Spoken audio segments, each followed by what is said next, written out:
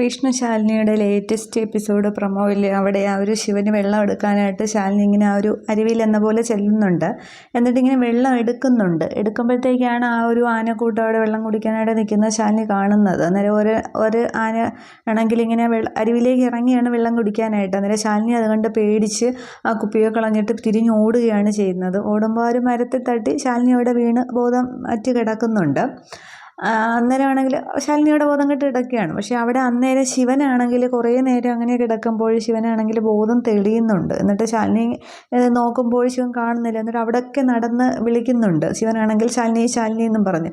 എന്നിട്ട് മുന്നോട്ടിറങ്ങി ശിവൻ നടക്കുകയാണ് ചെയ്യുന്നത്. അതെ, കുറേ ദൂരം ഇങ്ങനെ അപ്പോൾ ശിവന് ഓർമ്മ വരുന്നുണ്ട് വെള്ളം എടുക്കാനായിട്ട് ശാലിനി പോയതാണെന്നുള്ളതൊക്കെ. അന്നേരം മുന്നോട്ട് നടക്കുമ്പോൾ പെട്ടെന്ന് ശിവനിങ്ങനെ ഒരു വേരിലിങ്ങനെ തട്ടുമ്പോഴത്തേക്ക് നോക്കുന്നു, അവിടെ കാണുന്നുണ്ട് ശാലിനിയുടെ ചെരുപ്പ് ആണ് കിടക്കുന്നത്. അന്നേരം പെട്ടെന്ന് ഇങ്ങനെ അത് എടുത്ത് ഇങ്ങനെ ശിവനിങ്ങനെ നോക്കിക്കൊണ്ട് നിൽക്കുന്നുണ്ട്. പക്ഷേ അത് ശാലിനിയുടെ ചെരുപ്പ് തന്നെയാണ് കാണിക്കുന്നത്.